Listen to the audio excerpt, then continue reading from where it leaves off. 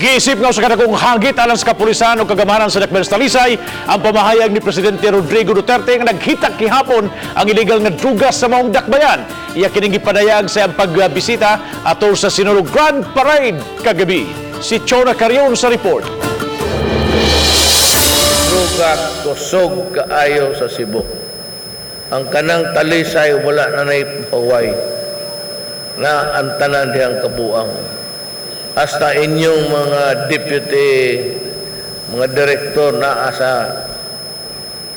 naasa druga.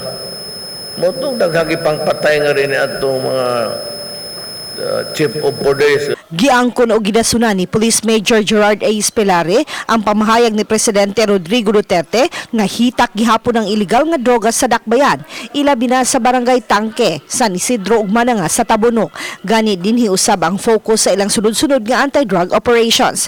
Sud sa tulo ka buwan niya isip hepe sa kapulisan sa Dakbayan, nakapahigayon sila 119 operations nga miresulta sa pagkasikop sa 238 drug personalities din 22 niini high-value targets. Misakmit usab sila og kapin 9 milyones pesos nga gituang shabu. Gani way puas ang ilang gipahigayong operasyon kontra droga kaysa Sinulog Week. Nakadakop usab sila og napo ka mga tawo og nakasakmit og mobalor 3 milyones pesos nga shabu. I'm also very happy with the statement of the President because this would ring a bell to all sectors of the society, especially in Talisay, that they need to help the police in order that we're going to defeat the illegal drug menace. We will always be committed to conduct relentless operations, but we need the help of our community.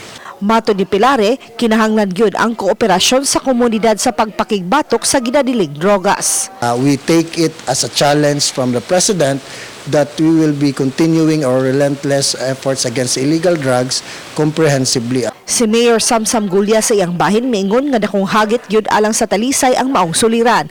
Gani nakigistorya gyud siya sa presidente kagabi atol sa panihapon kabahin sa ilang hugot ug mas gihingusgan nga kampanya batok sa ginadiling drogas. So ako siyang giingnan na relentless man among drug operations. I even called him mayor, not president.